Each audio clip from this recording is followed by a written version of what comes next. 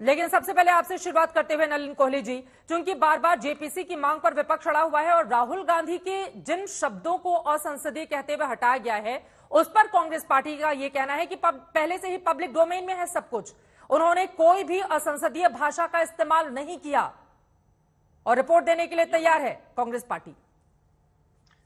चित्रा जी, ये उनका पक्ष है और इस पक्ष को रखने का उनका पूरा अधिकार है, लेकिन राष्ट्रपति जी के अभिभाषण के धन्यवाद प्रस्ताव के दौरान किस प्रकार से कार्रवाई होनी चाहिए, मतलब कांग्रेस पार्टी को अब ये सिखाने की आवश्यकता तो नहीं पड़नी चाहिए ना, क्योंकि कांग्रेस पार्टी इतने लंबे समय से संसदीय प्रक्रिया को समझती है, सरकार में रह चुकी है, और जिस प्रकार से ये टिप्पणियां की जा रही थी, क्या ये उचित है?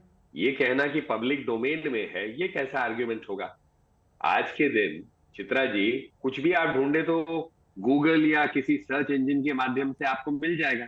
तो क्या ये एक मतलब एक प्रकार से एक आर्ग्यूमेंट बन जाएगा कि भाई मैं ये सब तो अवेलेबल था, अब मैं संसद में अगर उठा रहा हूं तो इसमें कौन सी बड़ी बात? तो इसमें कई विषय है, संसदीय प्रक्रिया का विषय है, कांग्रेस पार्टी किस प्रकार से संसद में अपने आप को, अपने आचरण को देखती है, वो उसके ऊपर एक विषय है। ठीक है। राष्ट्रपति अभिभाषण के धन्यवाद प्रस्ताव के दौरान क्या ऐसा होना चाहिए, वो एक अलग विषय है। तो इसीलिए मुझे लगता है इस सबका हल हो सकता था, पर कांग्रेस पार्टी का रुख जो है उससे ही शायद मुझे लगता है कहीं ना कहीं दिक्कतें उनको आ रही है। ठीक है, मैं आलोक शर्मा जी से इसका जवाब ले लेती हूं। आलोक शर्मा जी, हिंडनबर्ग की रिपोर्ट पर जांच को है तैयार, तो ये राज जो चल रहा है कांग्रेस और सरकार के बीच में, क्या वो थम जाएगा? क्योंकि सरकार की ओर से कोर्ट में यही जवाब दिया गया है कि हिंडनबर्ग की जो रिपोर्ट है उस पर हम जांच को तैयार हैं। देखिए, तो बीजेपी के तमाम प्रवक्ता कुछ दिनों से कह ही रहे थे सब लोगों को टीवी चैनल्स पे आके, आप कोर्ट चले जाइए, आप कोर्ट चले जाइए। जैसे कोर्ट से क्या फैसला आएगा, बहुत से फैसलों के बारे में बीजेपी के नेता पहले ही बता देते हैं कि साहब यही फैसला आएगा। सुप्रीम कोर्ट की जांच के दायरे में जिस समय पर कृषि कानूनों की बात हुई, उस समय पे भी लोगों ने कहा था, और उस जो कमेटी बनी थी उस पर भी तमाम सवाल खड़े हुए थे। तो कोर्ट का एक रास्ता अच्छा बीजेपी ने चुन लिया है कि जजेस जो हैं वो एक रिटायर होने के बाद 1 महीने में उनको गवर्नर बना दो, राज्यसभा बना दो, और तमाम तरह के आरोप आज पूरा विपक्ष लगा ही रहा है। नलिन भाई वकील हैं, उनको सब पता है। लेकिन जहां तक बात आज का है, जो आज तक पे हम बैठे हैं, उसमें 2 चीजें कि जो नोटिस आया है उसमें क्या कहा गया है, मैं कहता हूँ बिल्कुल गलत कहा है। नलिन की बात हो जाए, मैं कह रहा हूँ बीजेपी वाले बिल्कुल प्रूफ करें, जेपीसी क्यों नहीं बनाते? माननीय राहुल गांधी जी ने अगर गलत कहा है, वो जो फोटोग्राफ दिखाए हैं अगर वो गलत हैं, तो जरूर माननीय राहुल गांधी जी जांच के सामने भी जाएंगे, जेपीसी के सामने भी जाएंगे, और मोदी जी भी जेपीसी के सामने जाए। दूसरी चीज संसदीय परंपरा की है, तो मैं पूछना चाहता हूं, मोदी जी ने एक दिन कहा कि 8 करोड़ लोग जो है उनको नल मिल गया, दूसरे दिन कहा 11 करोड़ लोगों को नल मिल गया और जल मिल गया।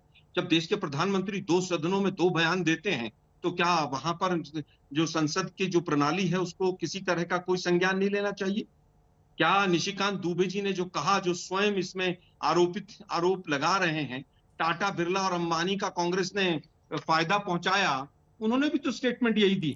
उन्होंने कौन से उन्होंने कौन से चीजें कागज संसद के पटल पर रख दी? ठीक है, फाइनेंस मिनिस्टर पूरी कांग्रेस को कहती है कि भ्रष्टाचार पर आप डिटोल से मुंह साफ कर लीजिए। हम तो कह रहे हैं कि अडानी के मामले में पूरी बीजेपी हार्पिक से अपना मुंह साफ कर ले। क्या उन्होंने जो कहा कि आपकी सरकार 9 वर्षों से है यहां पर, आपने कितने कांग्रेसियों को जेल में डाला? 2G पर क्या हुआ? कोलगेट में क्या हुआ? वो कहते रहे सीबीआई के जज कि हमारे पास कोई सबूत नहीं है। तो क्या मैं हार्पिक की बोतलें बीजेपी वालों को भेजना शुरू कर दूं? ठीक है सर, जिस तरह की असंगत भाषा का उपयोग जिस तरह से बीजेपी ने किया है तमाम समय पे, मैं पूछना चाहता हूं, स्मृति ईरानी जी ने राष्ट्रपति महोदया के लिए क्या क्या शब्द इस्तेमाल किए थे? याद है? स्टेट उनका नाम लिया था। किसी ने नोटिस इशू किया उनको? सोनिया गांधी जी के लिए क्या क्या कहा था उन्होंने? सोनिया गांधी माफी मांगो, राहुल गांधी माफी मांगो। ये संसदीय भाषा थी। और देश के प्रधानमंत्री ने जिस तरह से प्रधानमंत्री की बात हो रही है ना कि पीएम के लिए, प्राइम मिनिस्टर के लिए इस तरह के शब्दों का इस्तेमाल किया गया है, प्राइम मिनिस्टर के लिए, एक पद के लिए इस तरह के शब्दों का इस्तेमाल किया गया है। आलोक शर्मा जी,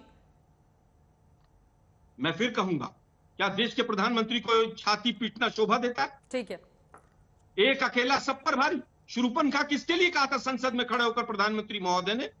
आज क्या हो रहा है कि जो मूल विषय है चित्रा जी, उससे कैसे डाइवर्ट किया जाए और आका को खुश कैसे किया जाए। संसद के लोग इस काम में लगे हैं।